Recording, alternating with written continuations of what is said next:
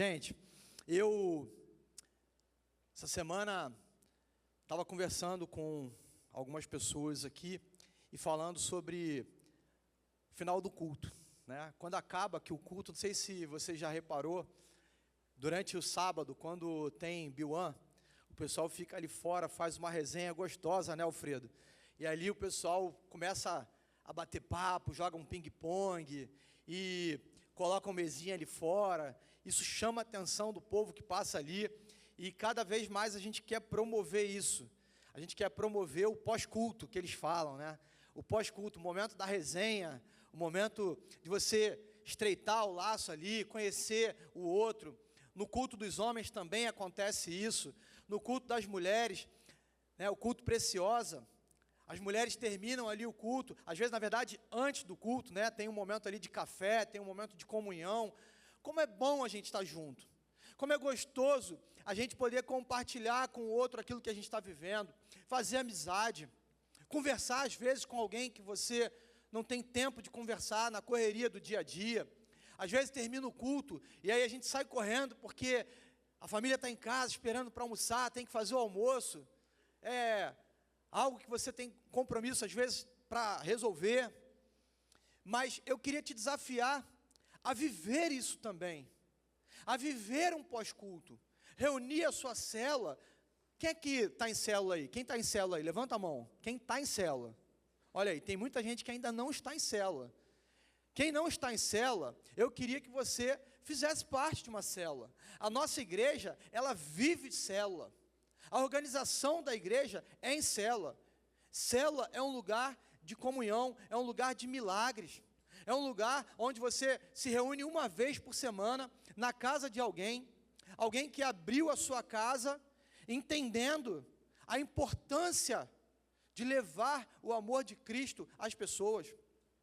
A célula, quantas experiências gostosas a gente tem. Eu fui numa célula semana retrasada, e lá ouvi um testemunho que aquilo mexeu comigo.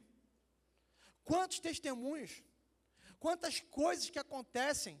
Aquele momento, você que ainda não conhece aí a célula, no final, a gente tem um momento que a gente chama de cadeira da bênção. É o lugar onde você pode sentar ali e falar: olha, irmãos, eu queria pedir oração.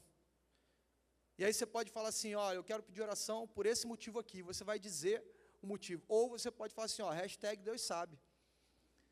Eu não quero dizer não, mas eu estou precisando, estou passando por um momento muito difícil na minha vida, e eu queria que os irmãos orassem por mim. Quantos testemunhos, quantas coisas lindas que acontecem ali na célula. A célula é o lugar de entrada da igreja. A célula é onde você chega, às vezes, machucado, ferido, precisando de um cuidado. E aqueles irmãos que estão ali vão te receber, vão te recepcionar, vão cuidar de você, vão ligar para você durante a semana, perguntar: e aí, como é que você está? E aquela situação resolveu?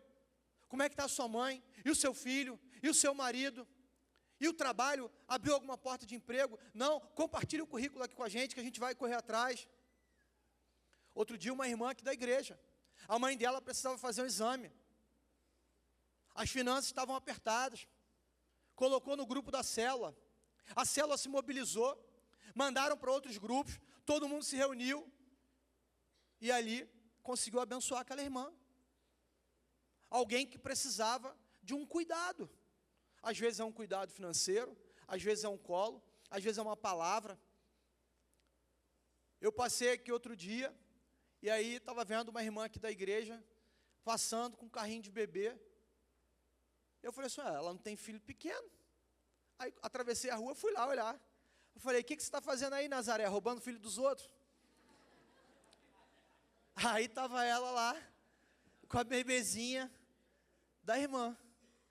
Precisava ir no trabalho, resolver o negócio. Não tinha com quem deixar, a família não mora perto, o marido trabalhando. Ela também estava terminando a licença dela e ela precisava ir resolver. E aí estava lá, ela cuidando da filhinha da irmã, da célula. Olha que bênção. Olha que coisa gostosa. Não tem como a gente dizer que célula não é algo bom. Não tem como a gente dizer que estar em comunhão com o outro não é algo bom. A Bíblia vai dizer quão bom e quão suave é que os irmãos vivam em união. É gostoso isso, é bom, promova isso. Por que eu estou falando isso? Você vai entender ao longo dessa palavra. Eu comecei uma série de mensagens, semana retrasada, eu startei, falando sobre as casas por onde Jesus passou. Eu iniciei aqui falando sobre a casa que Jesus estava lá ensinando, ele estava pregando, e de repente o teto se abre e desce uma maca com um paralítico na frente dele. Você lembra aí dessa passagem e dessa pregação que nós falamos aqui semana retrasada? Naquela casa houve um milagre. Naquela casa Jesus curou um paralítico. Naquela casa 4 amigos se levantaram e falaram assim: olha, aquele paralítico precisa estar aqui diante de Jesus. Jesus está aqui, ele tem curado tanta gente, não é possível que Jesus não cure ele também. E eles se reúnem, eles têm compaixão daquele jovem, eles vão até lá, pegam aquele jovem e levam à presença de Jesus. Eles rompem ali as barreiras para levar aquele paralítico até a presença de Jesus. E quando Jesus cura aquele homem naquela casa, aquele testemunho, ele se espalha por toda aquela localidade. E hoje eu queria pensar com você sobre Jesus também entrando em uma outra casa. Hoje eu quero apresentar para você a realidade que Jesus transforma em uma outra casa. Lá em Marcos, capítulo 1, a partir do verso 29, você que trouxe a sua Bíblia, ou tem a Bíblia aí no celular, você pode acompanhar. Esse texto, ele se repete também lá em Mateus, mas eu queria que você acompanhasse a leitura no livro de Marcos, capítulo 1, a partir do verso 29. Olha o que o texto nos diz aqui. Logo que saíram da sinagoga, foram com Tiago e João à casa de Simão e André. A sogra de Simão estava de cama, com febre, e falaram a respeito dela a Jesus. Então, ele se aproximou dela, tomou-a pela mão e ajudou-a a levantar.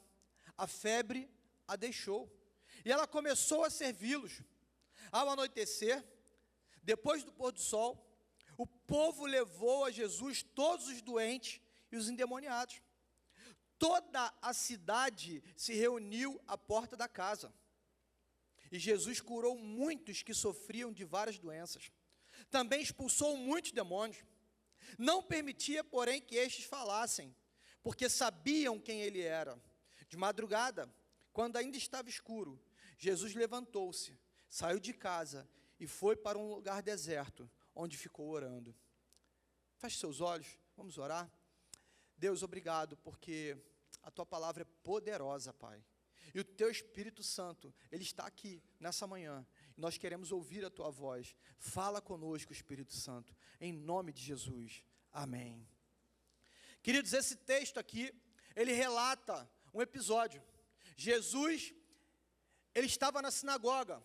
Se você for olhar o capítulo anterior, os versículos anteriores, perdão, nos versículos anteriores, eles relatam que Jesus estava lá na sinagoga, ele ensinava na sinagoga, e ali ele também curou algumas pessoas. Jesus, ele sai da sinagoga, o texto diz que ele sai da sinagoga e ele vai para a casa de Pedro. Em algumas versões vai dizer que ele foi para a casa da sogra de Pedro. E abrindo parênteses aqui, curioso que quando eu estava estudando esse texto, eu fui ver uma professora de hebraico falando sobre esse texto. E nessa passagem que ela cita, ela disse que foi uma viagem para Israel. E não é só no Brasil que tem piadinha de sogra, não. Em Israel também tem. E o povo lá diz o seguinte, ela falou que, abre parênteses, tá? Quem falou foi ela, não fui eu. Ela disse o seguinte, que Pedro negou Jesus 3 vezes, porque ele não perdoou Jesus por ter curado a sogra dele. Fecha aspas. Não fui eu que falei. Não fui eu. Mas o fato é que Jesus, ele sai da sinagoga e ele vai para a casa de Pedro. Olha o pós-culto acontecendo aí. Olha a resenha acontecendo depois do culto. Olha o momento de comunhão acontecendo depois do culto. Olha Jesus saindo da sinagoga, saindo do culto e se reunindo com seus amigos. Olha Jesus valorizando o estar junto, o estar à mesa. Jesus, quando sai daqui, o texto vai dizer que ele partiu para a casa de Pedro. E é interessante que quando a gente olha para esse cenário, o texto vai dizer também que a primeira hora que Jesus sai daquele local, e aí diz que era a hora sexta. A hora sexta era a hora da refeição. Jesus possivelmente estava com fome, e crente gosta de comer. Jesus não era diferente. Saiu de lá, opa, estou com fome, vamos para a casa de Pedro. Tem um lanche maravilhoso lá, tem um pão com peixe lá gostoso. Vamos para lá. Jesus vai para a casa de Pedro. Chega lá, a sogra de Pedro, com febre. Quando a gente fala febre, nos dias de hoje, poxa, febre, pastor, toma um paracetamol e resolve. Toma uma dipirona e resolve. Não, febre naquela época matava. As pessoas não sabiam, não tinham um diagnóstico do que estava causando febre. E me corrijam aí os médicos de plantão, né? Mas febre, sinal de infecção. Estou certo, doutora? Pode ser um indício de uma infecção. E se você não tratar, pode trazer um problema maior.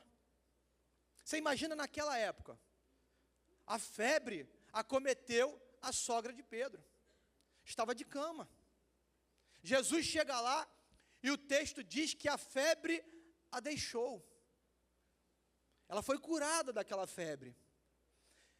Interessante que Jesus cura essa mulher, e o texto diz que chegou ali à tarde, ao anoitecer, depois do pôr do sol, o povo levou Jesus, todos os doentes endemoniados. Você imagina, uma cidade ficou sabendo que Jesus estava na casa de Pedro, havia curado a sua sogra. Poxa, se Pedro está lá e curou a sogra, se Jesus está lá e curou a sogra de Pedro, espera aí, eu vou levar meu filho que está doente, eu vou levar meu vizinho, pega aqui, chama a Maria lá, ela está doente, vamos levar ela à presença de Jesus, quem sabe ele não cura. Olha, o João está lá, está de cama já há uma semana, ninguém sabe o que ele tem, levamos na UPA lá de Israel e ninguém resolveu, vamos levar ele lá, quem sabe Jesus não cura. E aí chegam à presença de Jesus, e o texto vai dizer que Jesus curou todos os doentes e os endemoniados. Vai ter gente endemoniada assim lá em Jerusalém. Levaram vários endemoniados, e o texto diz que Jesus curou todos. Aquela casa se tornou conhecida, se tornou um lugar de referência. Essa professora de hebraico, ela diz que até hoje existe lá a casa. Eu ainda não fui para Israel, mas quando eu for eu quero conhecer a casa da sogra de Pedro, a casa da sogra.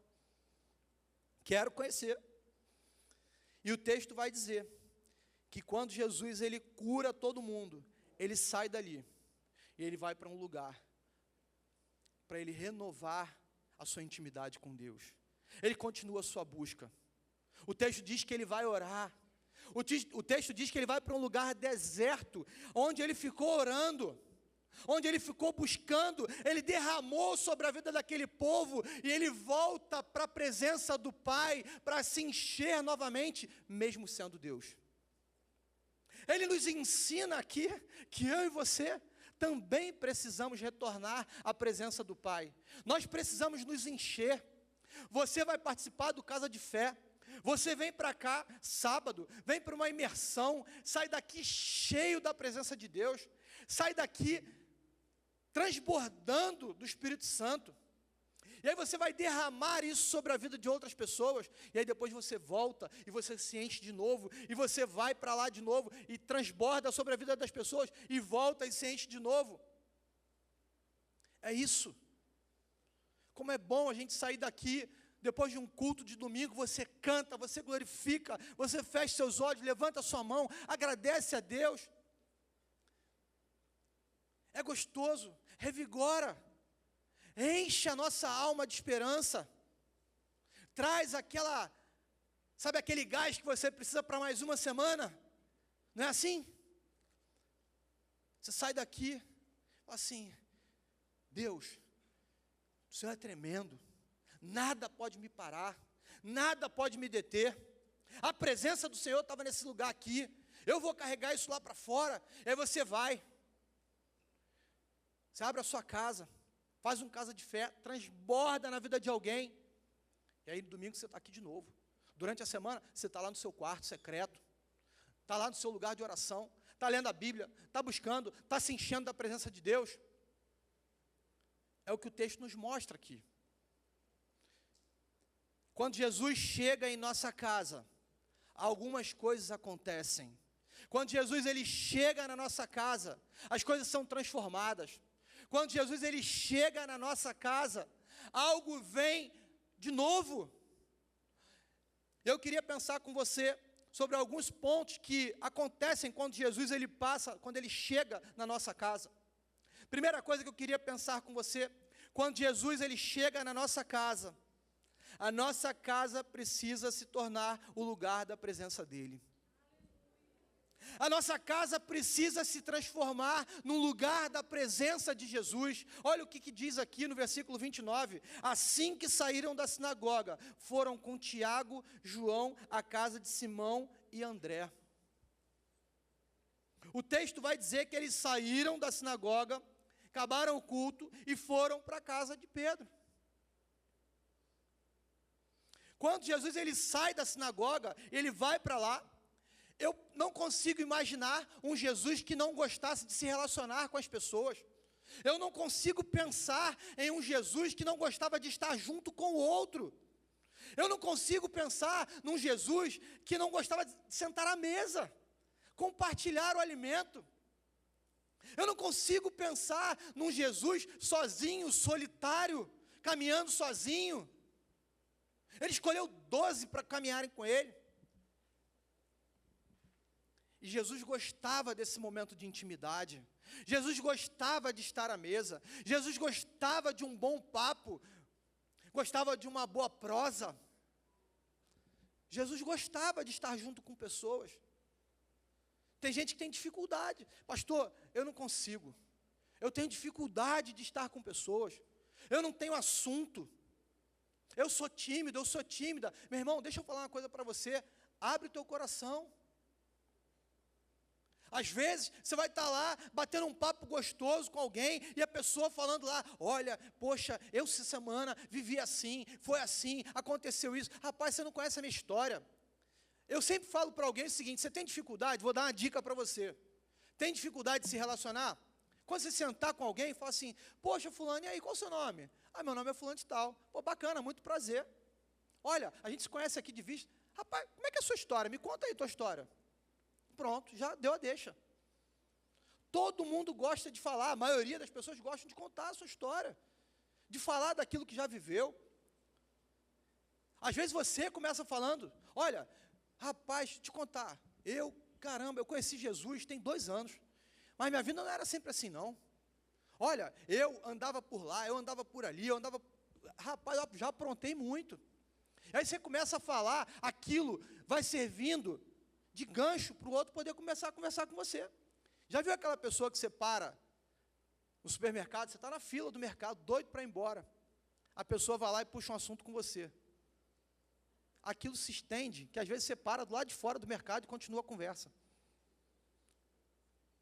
Quanta gente tem facilidade, algumas pessoas têm dificuldade, mas exercite isso. Jesus gostava disso. O texto diz que depois que ele chega lá, muitas outras pessoas foram levadas à presença dele. A nossa casa precisa ser o lugar da presença de Jesus. As pessoas precisam olhar para você e falar assim: naquela casa ali tem Jesus. Naquela casa eu encontro paz. Naquela casa existe palavra de esperança. A casa de Pedro, o lugar onde a sogra dele foi curada, se tornou um lugar de referência. As pessoas olhavam para lá e falavam: Jesus está lá. E se Jesus está lá, lá tem esperança. Será que as pessoas têm olhado para a nossa casa e têm visto isso? Será que as pessoas têm olhado para a minha casa e para a sua casa e têm falado assim: não, lá na casa do Leandro, lá eu encontro Jesus. Lá na casa do Paulo tem Jesus. Lá na casa do Daniel tem Jesus. Lá na casa do Marco tem Jesus. As pessoas precisam olhar para a sua casa e falar assim: lá eu sei que é lugar de cura. Cura da alma. Cura eterna. Às vezes a pessoa vai chegar lá doente.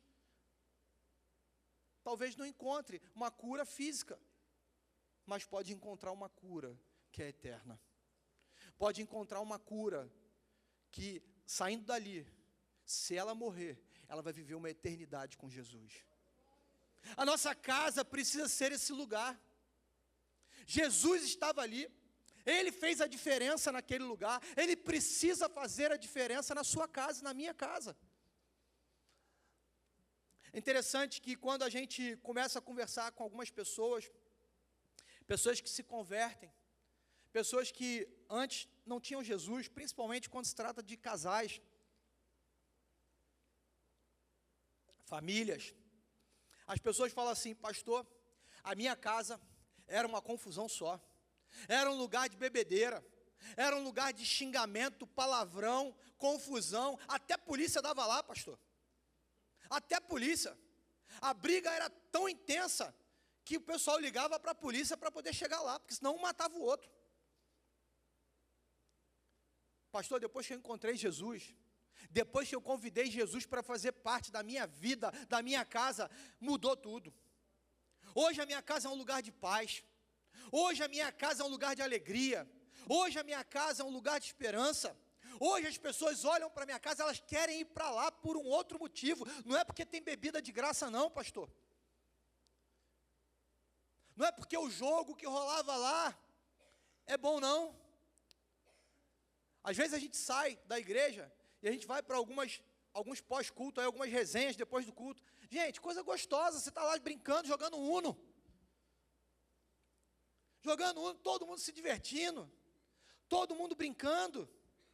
Vamos jogar a dedanha. Só não pode brincar de imaginação, porque imaginação revela quem o crente é. Imaginação dá problema, né, Rose?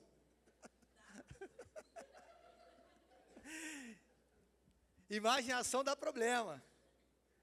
Mas é brincadeira gostosa. Como é bom. A gente está em comunhão. A gente está ali se divertindo. Aquela casa que era um lugar de tristeza, agora tem alegria. Aquela casa que estava com cheiro de morte, Jesus chegou e trouxe vida. Casa de Pedro, estava cheirando a morte. A sogra dele estava quase morrendo, com febre. Jesus chega lá, transforma aquela realidade. Jesus precisa estar presente na nossa casa. Convide Jesus para fazer parte da sua casa, irmão. Separa um lugarzinho para ele, fala assim: Jesus, esse cantinho aqui, ó, é o teu cantinho na minha casa. Não é o cantinho onde você vai botar uma imagem, você vai botar, não é isso que eu estou falando, não. Eu estou dizendo para você o seguinte: a sua casa como um todo precisa ser um lugar de Jesus, mas sabe aquele cantinho que você gosta de separar para você buscar Deus? É você e Ele ali, sabe, o seu quarto de guerra, é isso, é aquele cantinho gostoso, que você sabe que você pode fechar a porta, e fazer como a palavra diz, é o meu lugar de intimidade com Ele. Seguindo o texto, quando Jesus chega em nossa casa, vivemos milagres e temos prazer em servi-lo. Olha o que diz o texto aqui no versículo 31. Então ele se aproximou dela, tomou-a pela mão, ajudou a se levantar, a febre a deixou e ela começou a servi-los. Jesus, ele chega naquela casa, ele se aproxima daquela mulher. Alguém foi falar para ele: Jesus, olha só, te contar um negócio aqui, ó, sogra de Pedro não está bem não, está com um febrão aí, já tem alguns dias, não resolveu. Jesus, opa, peraí, vamos lá, que história é essa? Jesus se aproxima, Jesus toma ela pela mão.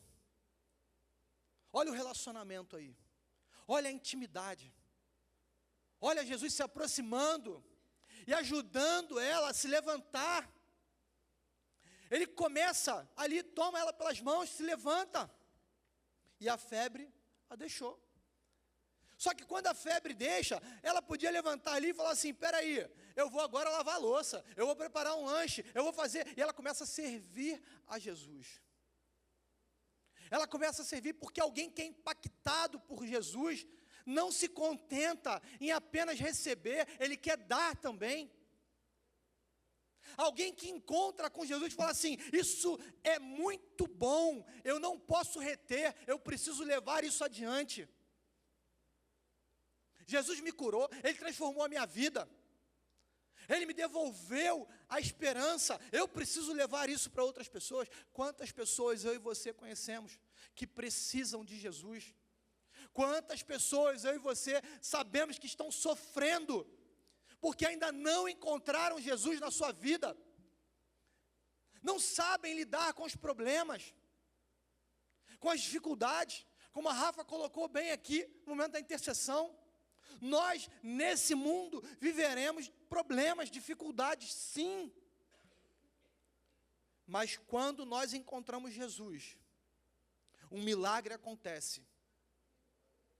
Às vezes você pode falar assim: pastor, o milagre ainda não chegou lá em casa não. Meu irmão, às vezes o milagre não vai acontecer diante da situação, ele vai acontecer em você. O milagre, ele pode não mudar a situação, mas ele vai mudar o teu olhar.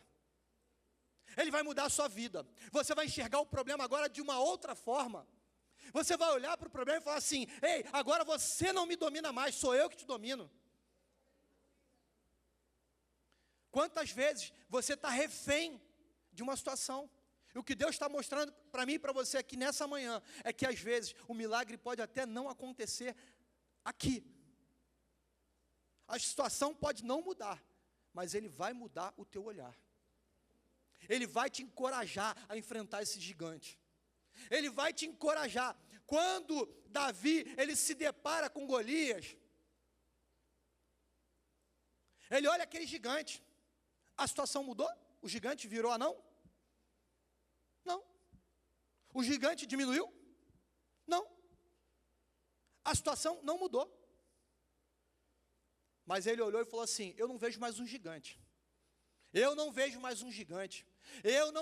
Eu vejo um filisteu que está se levantando contra o Senhor, e agora eu vou derrubá-lo. Deus encheu aquele jovem de coragem. É isso que Deus às vezes vai fazer na minha vida e na sua vida. Talvez a situação não mude, mas Deus vai te levar a enxergar isso de uma outra forma. Agora, quem é alcançado pelo poder de Cristo, como diz o texto, ela passou a servi-los. Você tem servido ao Senhor? O que você tem feito por Deus?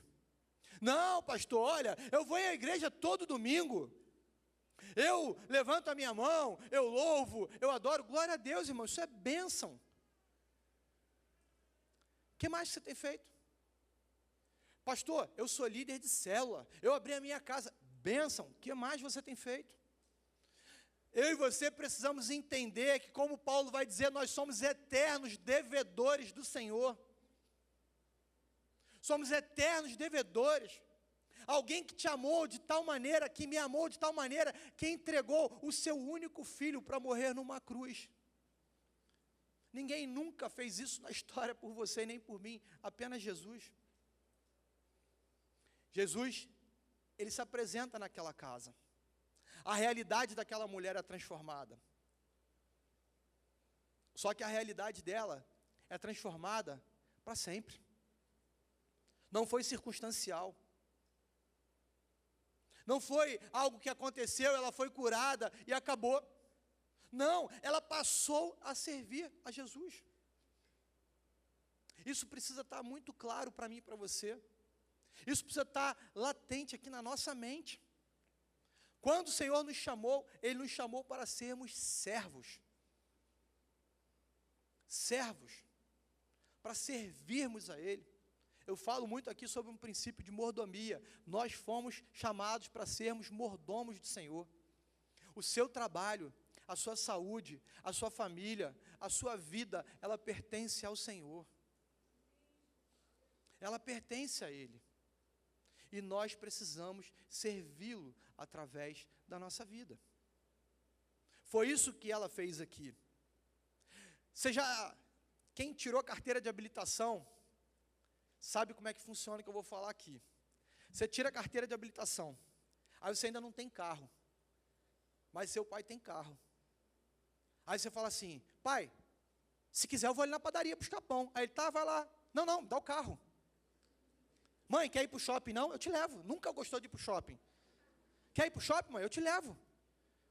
Pai, dá a chave aí que eu vou levar minha mãe para o shopping. Vou passear com ela lá no shopping.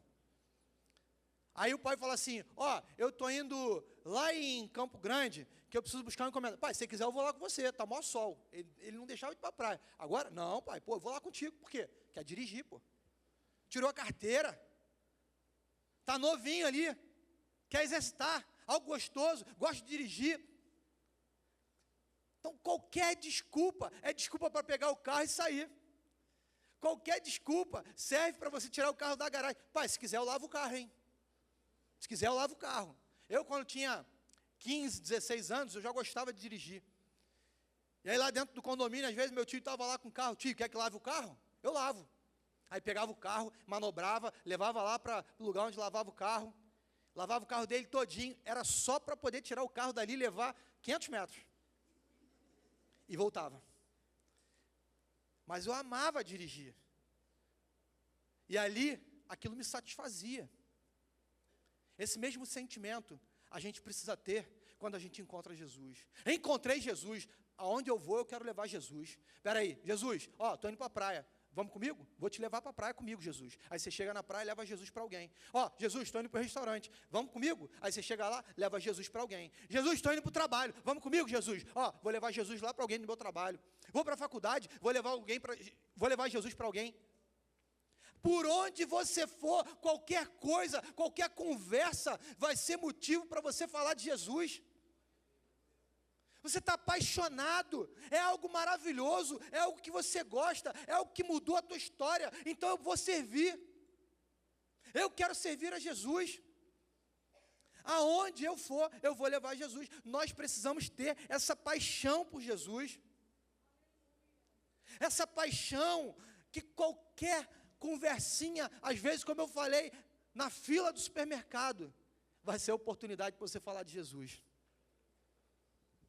Irmãos, eu não era assim. Eu tinha dificuldade de falar de Jesus para as pessoas. Era difícil para mim. E olha que eu sou uma pessoa que eu gosto de me comunicar com o outro. Eu gosto de conversar. Quem me conhece sabe disso. Né, amor?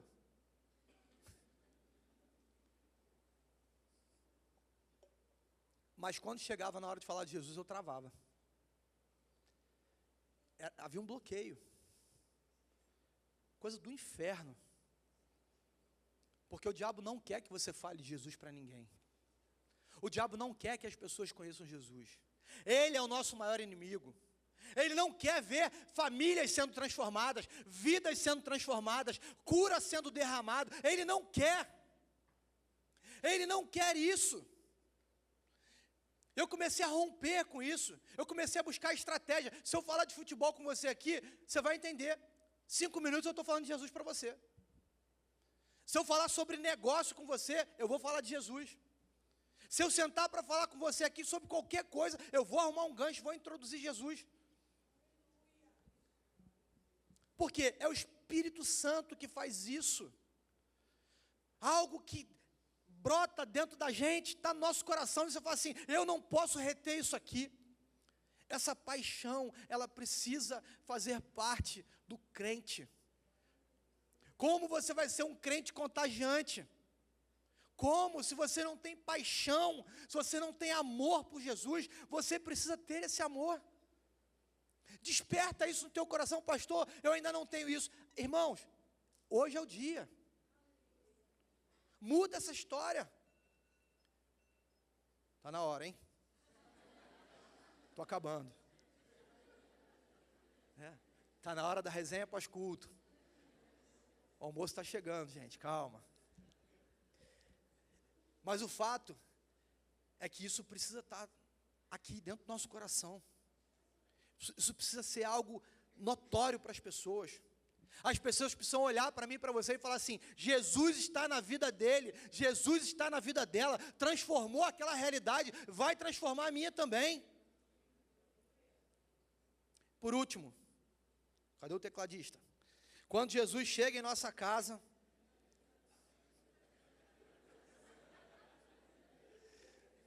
se atrasar o almoço, a culpa é dele.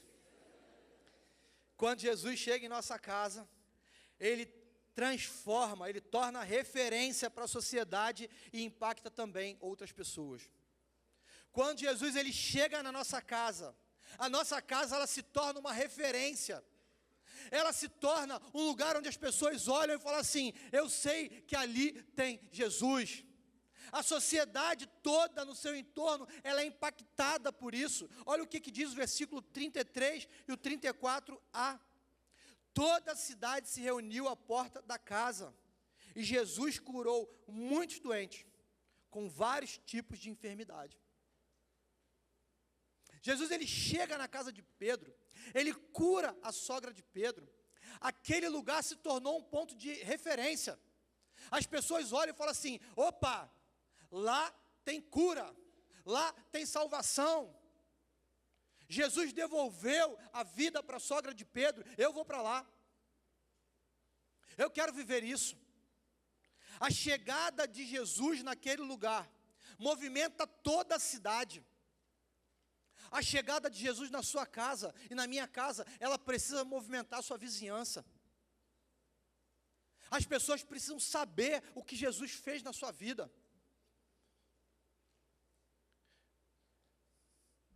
Queridos, se as pessoas não sabem o que aconteceu na sua vida com a chegada de Jesus, é porque nada mudou na sua vida. Porque não tem como a gente ser transformado por Jesus e as pessoas não conseguirem identificar isso. A cidade toda foi para a casa de Pedro. A cidade toda percebeu a mudança, a cidade toda percebeu a transformação, a cidade toda. Levaram todos os enfermos, levaram todos os endemoniados, todos foram para lá. Aquele dia Jesus trabalhou. O texto diz que ele não deixava nem os demônios falarem, porque eles sabiam quem era Jesus.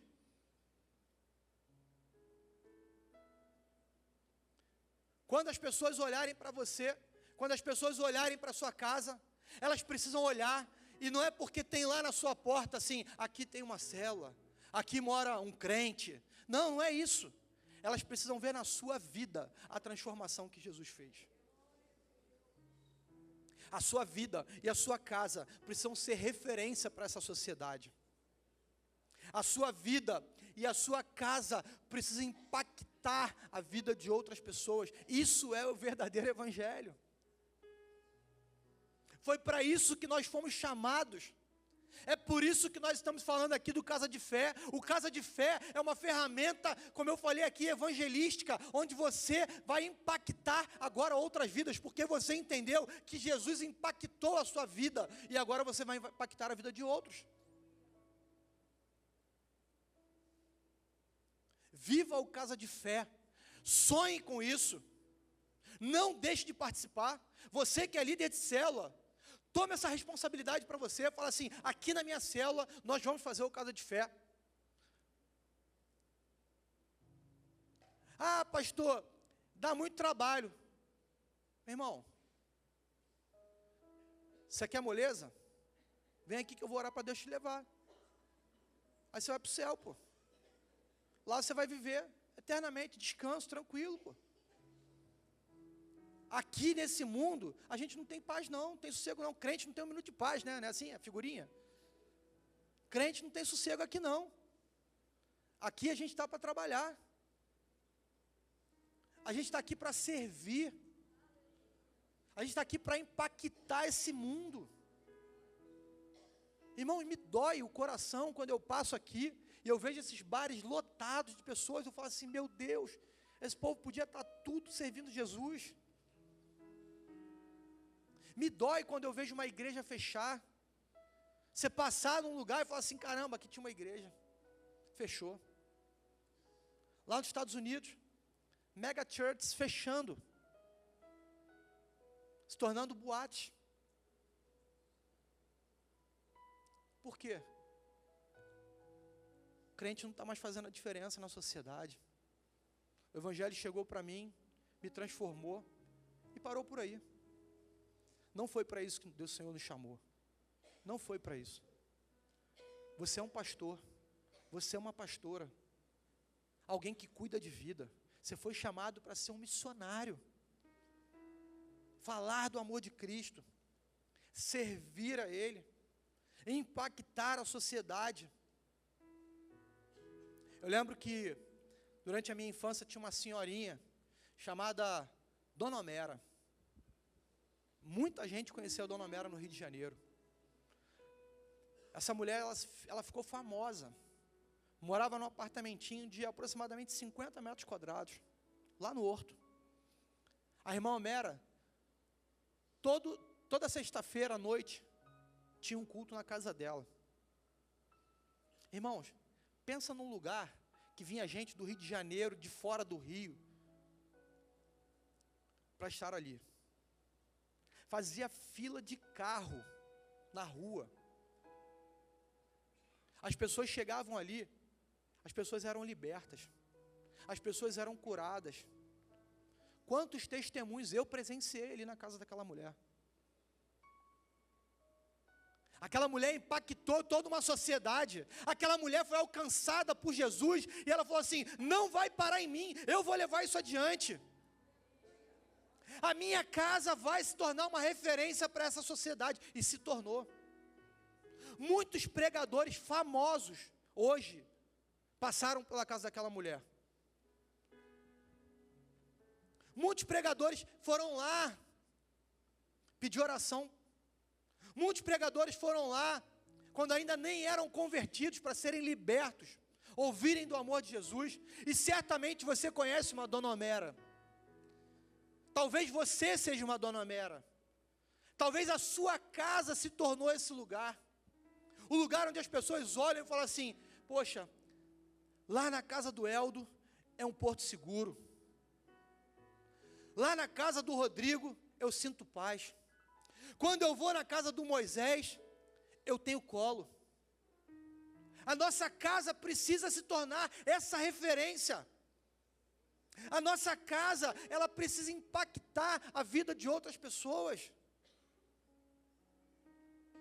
2 Reis, capítulo 4, versículos de 1 a 6, conta a história de Eliseu e da viúva. Eliseu, ele chega ali, aquela mulher estava com seu filho, prestes a morrer. Não tinha mais como sobreviver. Eliseu vai lá e o texto diz que ele multiplica o azeite daquela mulher. Ele leva provisão para aquela casa. Aquela casa se tornou uma referência de provisão. As pessoas olhavam para a casa daquela viúva e falavam assim, ué, não era ela que estava quase morrendo? Não era ela que estava falida? Não era ela? Algo diferente aconteceu, porque Deus entrou na casa daquela mulher. Quando Deus entra na nossa casa, algo diferente acontece. Algo diferente acontece na nossa vida, não é só na nossa casa, nas quatro paredes, não. É na nossa vida. O desafio para você nessa manhã é que a sua casa, ela se torne esse porto seguro. Ela se torne um lugar de colo e um lugar de encontro com Deus.